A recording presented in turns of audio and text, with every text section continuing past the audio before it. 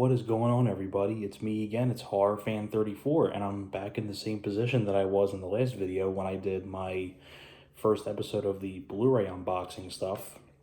See if I can get the camera a little straighter here. Okay, so I'm back in the same spot that I was before. I figure I'm going to be filming a lot more videos down here, not just for the Blu-ray unboxing, but like for certain other videos as well. But I'll still be up in my movie room doing videos up there too, and things like that. So hopefully this camera's not falling, but because this is a new setup for me. But I figured I'd show you, do a couple series of videos where I'm going to showcase you guys the entire collection I have of Shout Factory and Scream Factory Blu-rays.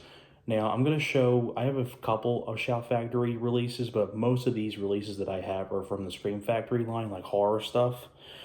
So I'm going to include both in here because, technically Shout Factory is like the main company thing, and Scream Factory is kind of like, in a way, kind of like a spin-off of Shout Factory, if you know what I'm saying. It's kind of like their own branch, sort of say. So I'm going to go through the Shout Select ones first. Like, these are the Shout Factory releases. Like, that Scream Factory, these are just strictly Shout Factory, Shout Select lines. So I hope you guys enjoy, and I have counted up the total amount that I have for Scream Factory and the Shout Select ones, and I think I have a total of 49, if I counted it wrong, but I think I do have 49 titles in total, combining Shout Factory and Scream Factory together. So it's a pretty impressive amount of releases from this company.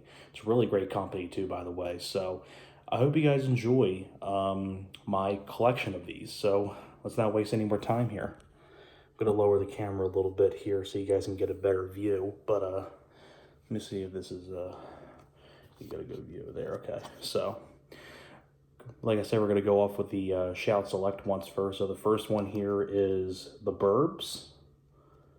Really fun Tom Hanks film, directed by Joe Dante. And a really good Blu-ray too, commentary, and has a really great making of documentary where you get interviews with people like Joe Dante, Corey Feldman, Courtney Gaines, who is Malachi in Children of the Corn. He's one of the stars in this as well, so they interview him. And it's a really fun 80s film directed by Joe Dante. It's definitely one of my personal favorite Tom Hanks films. It's just a really bizarre film. There's, of course, the original theatrical poster, but if I do like unboxing Blu-rays of these, I'll save those for like those episodes, but this is just mainly the collection of them. So there's The Burbs. The next one here from the Shout Select line was one I was really happy with here, Trespass. Underrated treasure from the 90s, where you basically have two firemen played by Bill Paxton, may he rest in peace, and William Sadler, and they try to save this guy in the beginning of the movie, and they can't. He catches on fire, and he gives them this treasure map before he engulfs in the flames, and it's a treasure map for gold in this abandoned building. Little do they know, though, when they get there, it's part of a gang territory headed by Ice-T's character, who's there to kill one of their enemies, and Ice-T punches one guy through the window, and the guy falls to his death, and Bill Paxton witnesses it. So they're witnesses, and William Sadler takes... This camera is not getting straight here.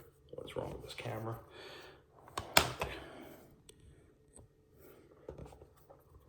But what I was saying is,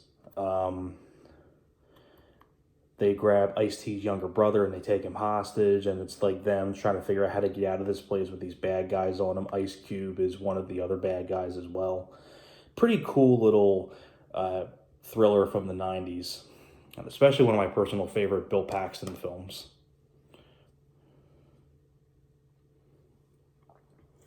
Next one here is actually a Shout Select or Shout Factory line, but Wakefield.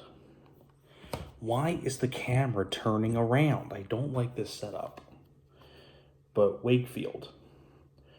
Really great movie with Bryan Cranston, where he basically plays a guy who gets into a fight with his wife, and he decides not to go home. He stays up in this like attic looking place on the side of his property, and he stays up there and no one knows where he's at. In a way, it's kind of like a Bad Ronald vibe, which I think is kind of cool. But really good film here, Wakefield. Pretty underrated.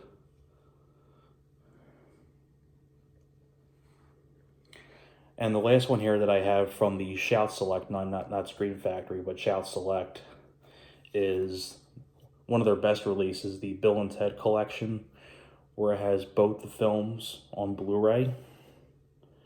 And they did a really nice job with this. Both films have full-length documentaries. One's about an hour long, and one's about like 50-some minutes long, and they interview a lot of people. Keanu Reeves is actually on the documentaries, which is really cool, with Alex Winter. I mean, it says it right here. You get interviews with Dan Shore, who played Billy the Kid, Terry Camilleri, who played Napoleon, Al Leong, who played Genghis Khan. He's interviewed. Jane Whelan, who was Joan of Arc. She's interviewed. They also interview the guy that played Keanu Reeves' dad, Ted's dad. He's interviewed. And then on the second film, William Sadler's interviewed as well. So really great release from Shout Factory and things like that. I'll get into more of that when I do an unboxing of this, but really nice release.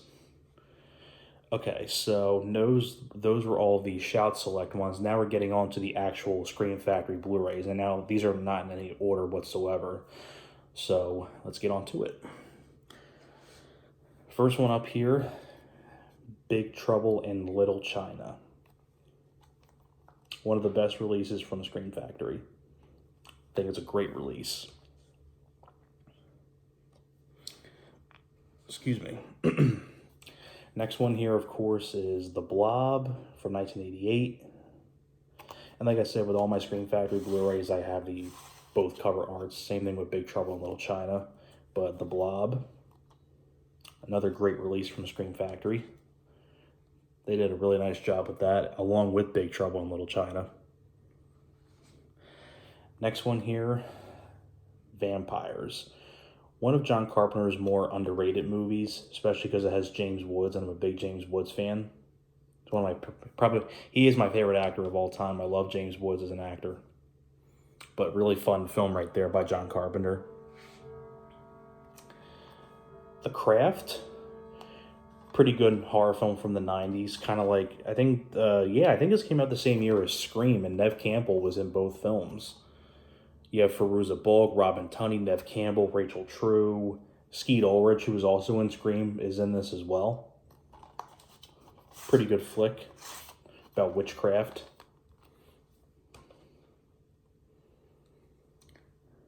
Next one here, Valentine. Pretty fun slasher from the early 2000s, directed by Jamie Blanks, who did Urban Legend. Did this.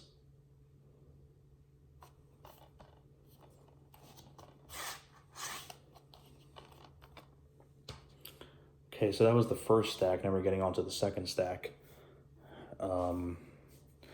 Let's see here. Next up here we have Silent Night, Deadly Night.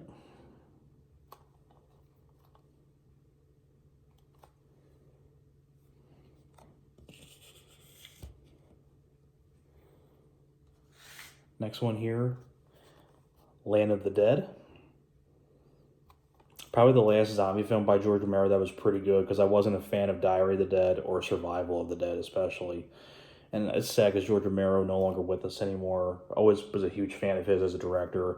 Even outside his zombie stuff, I really enjoyed Bruiser, Monkey Shines, things like that. I miss George Romero.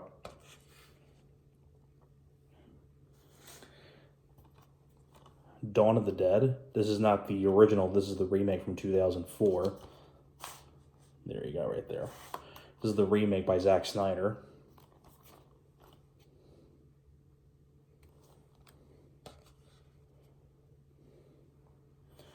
Next one here, Slither. Really cool artwork on the Screen Factory release on this one. I think they did a pretty good job on the artwork on this one. Never would have thought Screen Factory would ever get their hands on a film like Slither. That was kind of like a film that kind of came and went in a way. I don't think many people talk about that, but if you really enjoy like 50s like B movies, like an homage to those, that's definitely one that you got to check out. Black Christmas, the original. Love this movie a lot.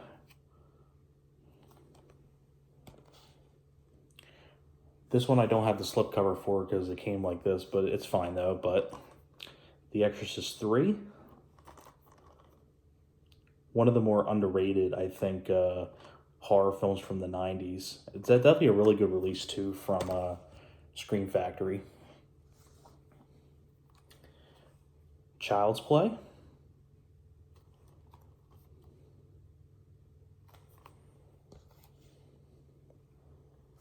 This one too doesn't have the slipcover, but still the Blu-ray. But John Carpenter's The Thing.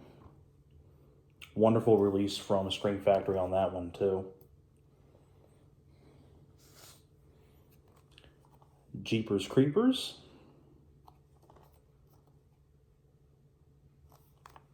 Of course, I showed this before, but Manhunter, because it's part of the collection.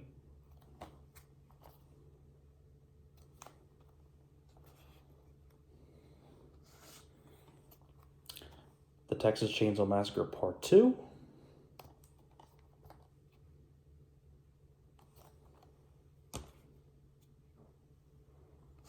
This is one of their best releases, I think, to me. Village of the Damned by John Carpenter as well.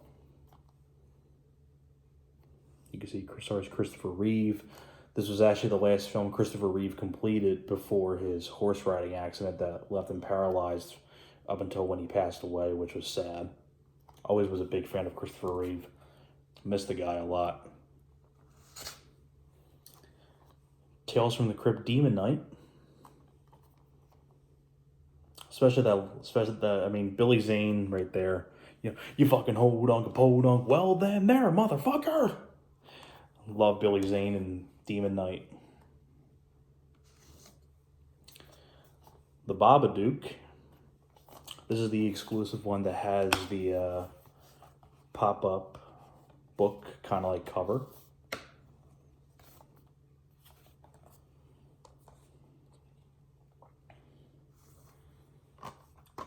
Sleepaway Camp.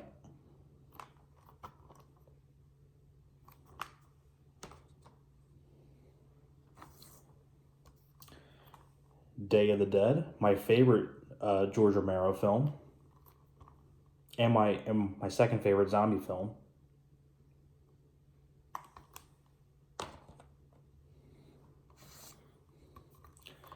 I Come in Peace, also known as Dark Angel, but Dolph Lundgren.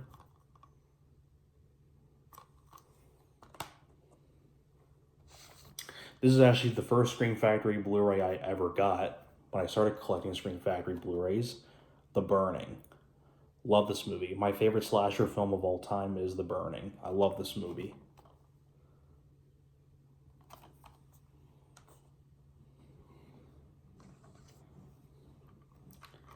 Death Valley. Pretty good little gem right here. Stars the kid from Christmas Story, Ralphie, Peter Billingsley. You also have Catherine Hicks from the original Child's Play in there as well.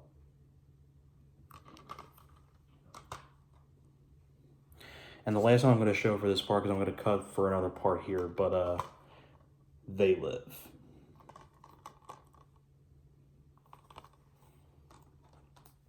Okay, guys, I'm gonna cut part 1 right here. I'm gonna see you guys in part 2.